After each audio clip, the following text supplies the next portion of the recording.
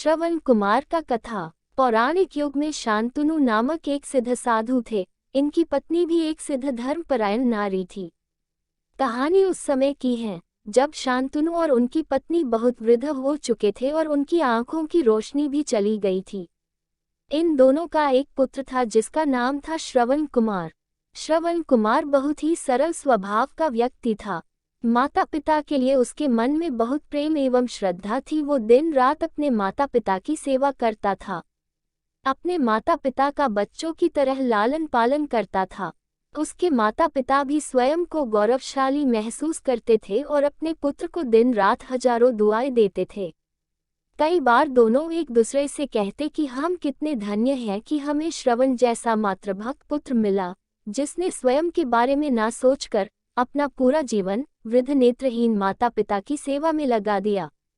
इसकी जगह कोई अन्य होता तो विवाह के बाद केवल स्वयं का हित सोचता और बूढ़े नेत्रहीन माता पिता को कहीं छोड़ आता और खुशी से अपना जीवन व्यापन करता।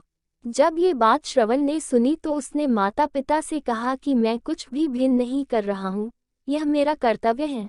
जब मैं छोटा था तब आपने मुझे इससे भी ज्यादा अच्छा जीवन दिया और अब मुझे ये सौभाग्य प्राप्त हुआ है कि मैं आपकी सेवा करूं। आप दोनों जो भी इच्छा रखते हैं मुझसे कहे, मैं उन्हें अवश्य पूरा करूंगा। तब शांतनु और उसकी पत्नी कहते हैं, पुत्र श्रवण, हम दोनों की आयु बहुत हो चुकी है, अब जीवन का कोई भरोसा नहीं है। किसी भी समय हमारी आंखें बंद हो सकती है। ऐसे में हमारी एकमात्र इच्छा है, हम तीर्थ यात्रा करना चाहते हैं। क्या तुम हमारी यह इच्छा पूरी कर सकते हो? श्रवण कुमार अपने माता पिता के चरणों को पकड़कर अत्यंत प्रसन्नता के साथ कहता है, हाँ पिताश्री, ये तो मेरे लिए परम सौभाग्य की बात होगी कि मैं आप दोनों की इच्छा पूरी करूं।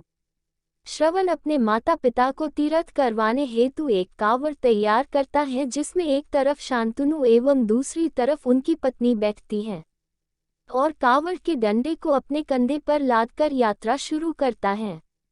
उसके हृदय में माता पिता के प्रति इतना स्नेह है कि उसे उस कांवड़ का लेश मात्र भी भार नहीं लगता। अपने पुत्र के इस कार्य से माता पिता का मन प्रसन्नता से भर उठता है और वे पूरे रास्ते अपने पुत्र श्रवण को दुआएं देते चलते हैं। तीर्थ करते समय जब वे तीनों अयोध्या नगरी पहुंचते हैं तब माता पिता श्रवण से कहते हैं कि उन्हें प्यास लगी है। श्रवण कांवड़ को जंगल में रखकर हाथ में पत्तों का पात्र बनाकर सरयू नदी से जल लेने जाता है।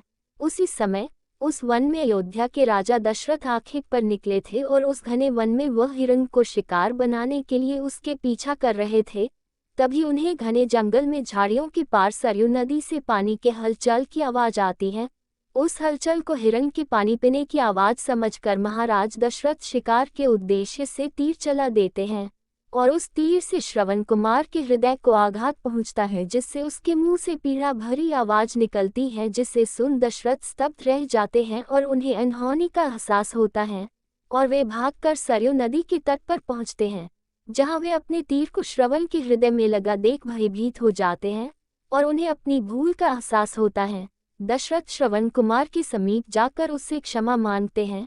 तब अंतिम सांस लेता श्रवण कुमार महाराज दशरथ को अपने वृद्ध नेत्रहीन माता पिता के बारे में बताता है और कहता है कि वे प्यासे हैं, उन्हें जाकर पानी पिला दो और उसके बाद उन्हें मेरे बारे में कहना। और इतना कहकर श्रवण कुमार मृत्यु को प्राप्त हो जाता है। भारी हृदय के साथ महाराज दशरथ श्रवण के माता पिता के पास पहुंचते हैं और उन्हें पानी पिलाते हैं। माता पिता आश्चर्य से पूछते हैं, उनका पुत्र कहाँ है? वे भले ही नेत्रहीन हो पर वे दोनों अपने पुत्र को आहत से ही समझ लेते थे। माता पिता के प्रश्नों को सुन महाराज दशरथ उनके चरणों में गिर जाते हैं और बीती घटना को विस्तार से कहते हैं। पुत्र की मृत्यु की खबर सुनकर माता पिता रोने लगते हैं और दशरथ से उन्हें अपने पुत्र के पास ले जाने को कहते हैं। महाराज दशरथ कांवड़ उठाकर दोनों माता पिता को श्रवण के शरीर के पास ले जाते हैं। माता पिता बहुत जोर जोर से विलाप करने लगते हैं। उनके विलाप को देख महाराज दशरथ को अत्यंत ग्लानि का आभास होता है और वे अपनी करनी की क्षमा याचना करते हैं, लेकिन दुखी पिता शांतनु महाराज दशरथ को श्राप देते हैं कि जिस तरह मैं शांतनु पुत्र वियोग में मरूंगा, उसी प्रकार तुम भी पुत्र वियोग में मरोगे। इतना कहकर दोनों माता पिता अपने शरीर को त्याग मृत्यु को प्राप्त हो जाते हैं। महाराज दशरथ श्राप मिलने से अत्यंत व्याकुल हो जाते हैं और कई वर्षों बाद जब उनके पुत्र राम का राज्य अभिषेक होता है, तब माता कैकेयी के वचन के कारण राम, सीता और लक्ष्मण को 14 वर्षों का वनवास स्वीकार करना पड़ता है और इस तरह महाराज दशरथ की मृत्यु भी पुत्र वियोग में होती है। अपने अंतिम दिनों में उन्हें शांतनु के कहे शब्द याद आते हैं और वे राम के वियोग में अपना शरीर त्याग देते हैं। कहानी की शिक्षा। हमें ये कहानी यही शिक्षा देती है कि बिना लक्ष्य को देखे उसे भेदना कई बार आपको गलती का पात्र बना देता है और आप ना चाहते हुए भी दूसरों के दुख का कारण बन जाते हैं। ये थी श्रवण कुमार की कहानी। अपनी माता पिता भक्ति के कारण ही श्रवण कुमार पुराणों में जीवित हैं। श्रवण कुमार सदैव अपनी मातृभक्ति के लिए जाने जाते हैं। उन्हीं की कहानी सुनाकर माता पिता अपने बच्चों को संस्कारित करते हैं। रामायण महाकाव्य में ऐसे कई चरित्र हैं जो हमें वास्तविक जीवन के कर्तव्यों का ज्ञान देते हैं और हमें धर्म एवं कर्म का सही मार्गदर्शन देते हैं। अगर आपको कहानी जरा सा भी अच्छा लगा हो तो वीडियो को लाइक और शेयर जरूर करें और सब्सक्राइब करना ना भूलें।